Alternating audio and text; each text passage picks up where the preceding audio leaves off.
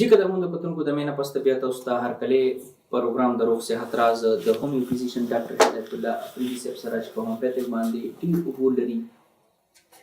د زندګۍ د 13 کالو تجربه لري دي په هومیوپیتک باندې. کلینکس ایډرسز او کانټیکټ نمبرز وغیرہ تاسو ته په سکرین باندې ښکاري. مونږ په دې پروګرام کې هر هفته په یوې بیمارۍ باندې خبره اتره کوو. نن مونږ کومه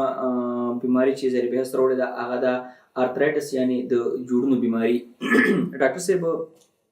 دا راته وایي چې د جوړونو بیماری اکثر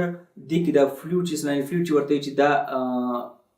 کم شي یا کین یا په اوچېدو شي یا د اډوکي ګساوېده شروع شي یا د اډوکي شیپ خراب شي چې هغې سره مطلب ګرځېدو سره خپلو کې فرکشن کېږي او هغه مریض دپاره انتهایي یو تکلیف دی مرحلې. بعضې پیشنټ داسې چې هغې نور څه مسله نه وي او هغې ویلچیر ته شي. هومیوپیتک کې کوم دا شانتي میډیسن دي، کوم دا شانتي طریقه ده چې په ای باندې دی فوري هغه ډیر کم پین چې دی هغه کنټرول کېدی شي؟ ساجد صاحب لکه د هر هومیوپیتک ډاکټر یو خپل پریکټیس وي او د هغوی خپل کلینیکل ایکسپیرینس چې دی هغه وي. او لکه په هومیوپیتک کې یو هومیوپیتک ډاکټر د بل هومیوپیتک ډاکټر سره اختلاف په دې بنیاد باندې نشي ساتلی،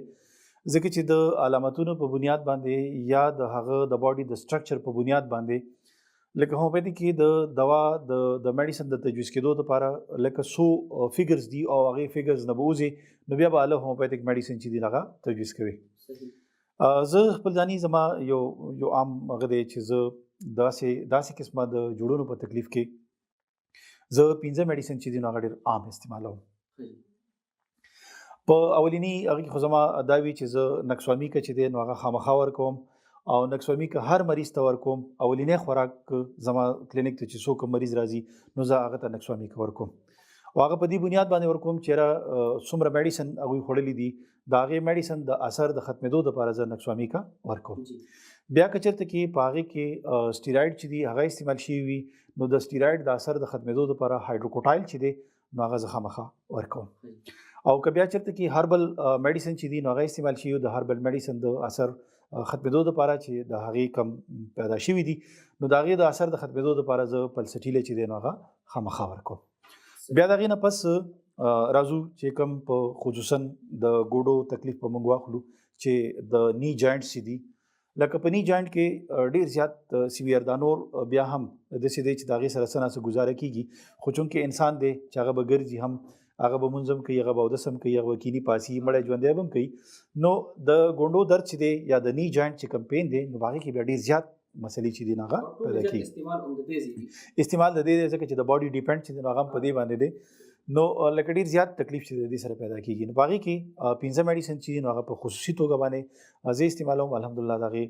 ډېر ښه نتایج چې دي نو هغه هم راځي. اولینی خوراک ورکوم ارنیکا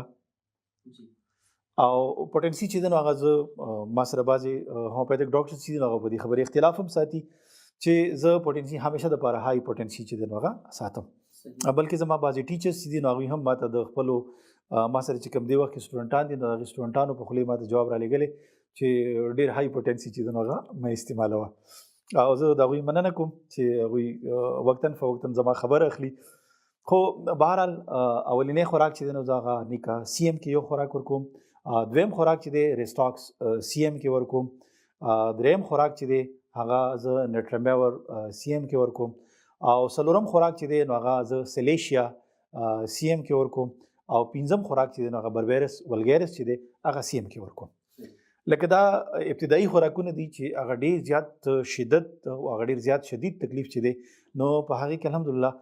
لکه دې کې کافي ریلیف چې دی نو هغه ملاو شي. بلکې مریض چې دی نو هغه د علاج دپاره ویلینګ شي چې یاره ما څه ناڅه فرق چې دی نو هغه محسوس کړه نو نورې دوایانې چې که ته د هغې سره ورکې نو هغه ډېر په شوق سره بیا استعمالوي. نو زما خپل طریقې کار چې دی نو هغه په دې انداز دی. ډاکټر صاحب بیا به زه خبره کوم چې میجورټي د دې بیمارۍ ښکار چې دي هغه فیمیل دي. بیا هغه فیمیل چې کوم وزن زیات دی چونکې د وجود ټول دباو په خپو باندې راځي او د خپو ټول مطلب مین سورس چې دی هغه ګوډه ده هغې ته ډېر زیات تکلیف وي. بل دا چې بنسبت میل د هغې کار روزګار ډېر زیات وي د کور کار سمبالول وي دا شانتي فیمیل چې د هغې وزن هم زیات وي، ایج هم زیات وي، او هغې ته د ګوډو سپیشل زه د ګوډو خبره کوم، د ګوډو تکلیف وي ورته، هغې دپاره څه میډیسن ایډوایس کوئ؟ ساجد صاحب زه به په دې کې لږ یو خبره ورسره ایډ کړم چې هلته په سوات خوازخیله کې یو سکول دی د سر سورې سکول سیسټم چې هغه زما یو ملګری دی، هغه یې چلوي او ډېر په ښه انداز باندې د هغوی سکول چې دی هغه روان دی. نو هغوی کې هغوی د هغوی میډیکل فیسیلیټیز چې دي نو هغه هم خپلو ماشومانو ته چې دی نو هغه ورکوي. او هغې ورځې هغوی یو ټیسټ د ماشومانو دپاره چې وکړو نو هغې کې یو ډاکټر خالده هغه راغله، هغې د ماشومانو چې دی نو هغه ټوټل فګرز د هغوی هایټ او د هغوی ټوټل انویسټیګیشن چې دي نو هغه هلته کې وکړل. نو د بده مرغه په هغې کې چې کومه خبره راغله نو چې کومې ماشومانې جینکۍ دي نو هغه جینکۍ چې دي نو هغوی ته د خوراکي موادو چې کمی دی د هغوی په جسم کې موجود و. یو خو ضروري خبردار چې دا مې دا دومره تمهید مې ځکه وتړه چې عام طور باندې په کورونو کې زیاته پرایورټي چې ده نو هغه نارینهو ته ورکولی شي، او زنانه چې دي نو هغه لږ کمتر مخلوق چې دی نو هغه ګڼلی شي، ځکه چې په کور کې نارینهو تر څو پورې روټۍ نه ده خوړلې نو زنانه تر هغې پورې روټۍ هم نه خوري. یا ښه سیز چې دی نو هغه هلکانو ته ورکوي، او کم چې کمتره سیز پاتې شونکی نو هغه بیا زنانهو ته چې دی نو هغه ورکوي. نو د دې د وجې نه د هغوی د باډي سټرکچر چې دی نو په هغې کې لکه د مختلف منرلز کمی چې دی هغه راشي، د مختلف وټامنز کمی چې دی هغه راشي. نو د هغې په سبب باندې هم لکه د بعضې بیمارو نه بلکې اکثر بیماریانې چې دي د هغې زنانه چې دي نو ډېر په اسانۍ سره ښکار شي. خو څنګه چې تاسو ذکر وکړو چې کوم دغسې هغه پلتوریک وومن چې دي یا ډېر غټوالی لري او هغوی ته دا قسمه تکلیف چې دی هغه کېږي، نو الحمدلله لکه د هغې دپاره بیا لکه هغه سټرکچر وایز او باډي وایز چې دی نو د هغې دپاره میډیسن چې دي نو هغه بیا بالکل چینج کېږي. خو بنیادي طور باندې چې کوم دا خوراکونه ورکوم نو دا د میل او فیمیل دواړو دپاره په بهتر انداز کې کار کوي. ډاکټر صاحب دا راته وایي چې د جوړونو بیماري چې ده دا موروثي کې راتلی شي، لکه یو دا چې مطلب مونږ وایو چې که انسان د خپل فټنس، د خپل خوراک، د خپل ډایټ، د خپل چاپېرچل خیال وساتي نو دې بیمارونه پرې بچ کېدی شي. یو دی چې موروثي وي هغه ته په جنس کې راغلی وي، د هغې دپاره بیا څه دا پکار؟ ساجد صاحب تر اوسه پورې خو د ارترایټس د حوالې سره څنګه چې ما ذکر وکړه چې یاره د دې خبرې تر اوسه پورې داسې غشته نه دی لکه کومه د دې اسباب دي، او په اسبابو کې د دې خبرې ذکر چې د غاړو لشته نه دی، ځکه چې ما ذکر وکړه چې د عمر خاصه مې مخودله چې د 35 سال نه تر 45 سال پورې یا د 40 سال پورې لکه دا چې دي نو په دې کې زیاتر هغه چې دی نو ښکار کېږي د دې خبرې د دې بیمارۍ. خو ماشومان هم د دې نه محفوظ نه دي، ماشومانو ته هم دا څیز کېدلی شي تر څو پورې چې ستاسو خبره شوله چې یاره موروثي چې سپوز په والدینو کې چاته و نو دا بیماری هغوی ته هم کېدلی شي. نو داسې تصور چې دی هغه تر اوسه پورې نشته دی چې په موروثي شکل کې دی چې د مور نه دی بچي ته کنورټ شي یا د پلار نه دی خپل بچي ته چې دی دا بیماری کنورټ شي.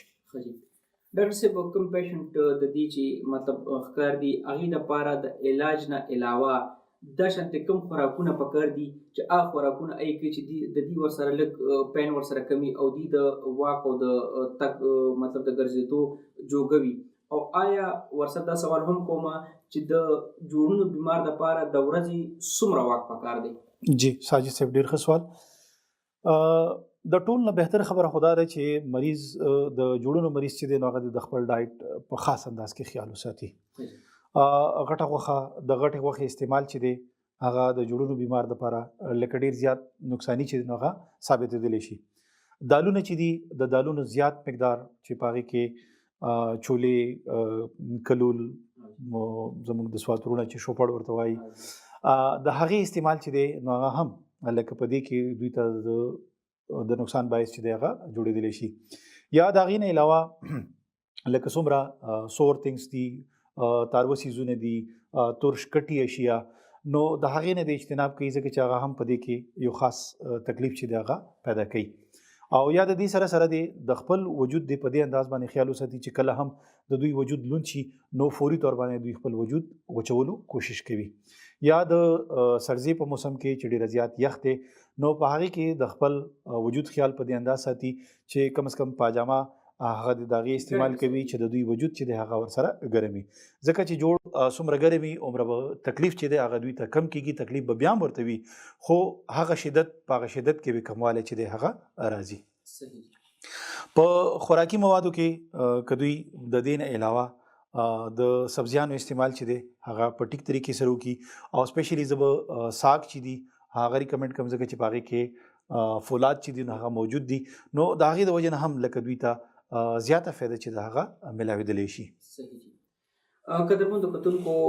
خبره کېده د جوړونو په بیماری باندې آرترایټس باندې ډاکټر صاحب ان شاء الله را روان هفته کې خصوصا د خويندو د لپاره غریلو ټیپس ورته خي بیوټي ټیپس ورته خي هغه ټیپس چې هغه اپنو کې نو په آی کې مطلب د هغه چې ایکسپنسیو کریمونه وغیرہ اخري چې د هغه بعد کې بیا ډیره دورس نتایج چې کومي ساید افیکټ چې هغه په مخ باندې راځي نو د کور هغه ټوټکی به د را روان پروګرام کې ان شاء الله را روان پروګرام به زموږ په غریلو ټیپس باندې وي خويندې دي او ورسره لکه صرف زنانه نارینه دي هم دا را روان پروګرام زموږ ضرور وګوري ډاکټر هدایت الله افریدي هومیو فزیشن که تاسو ورسره مشوره کول غواړئ د خپل بیماری حواله سره نو د کلینیک نمبر او د کلینیک اډرس په خبر تاسو د وار په وار د ټلویزیون په شبکه باندې ښکاری تاسو ورسره رابطه کولی شئ د خپل بیماری حواله سره ورسره مشوره کولی شئ قدرمنو کتونکو را روان پروګرام به زمونږ په بیوټي ټیپس باندې وي خصوصا د خواتین لپاره به دا پروګرام وکړو چې ضروري وګوري ډاکټر صاحب تاسو د راتګ یو جهان مننه ډیر شکریہ تاسو ادا کوم چې تاسو مطلب په دونه کم وخت کې دومره زیات خبرې او دومره زیات معلومات زموږ مینوال ته ورکړو تاسو د راتګ ډیر مننه قدرمنو کتونکو ته اجازه راکړئ د لوی الله په امان